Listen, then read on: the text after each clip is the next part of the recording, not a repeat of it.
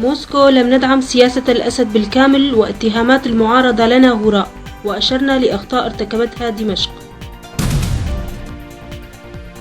غرق قارب للمهاجرين واختفاء آخر في بحر إيجا قبالة السواحل اليونانية. وزير الخارجية البريطاني فيليب هاموند مقاطعة المعارضة لمفاوضات جنيف يخدم مصالح النظام السوري. وحدات حماية الشعب تقتل عنصرين من قوات النظام وتجرح آخر في منطقة الشيخ مقصود بحلب. أردوغان: من الصعب مشاركة وفود المعارضة في جنيف دون وقف القصف في سوريا. تركيا تقصف بلدة جزيرة بوطان بالمدفعية.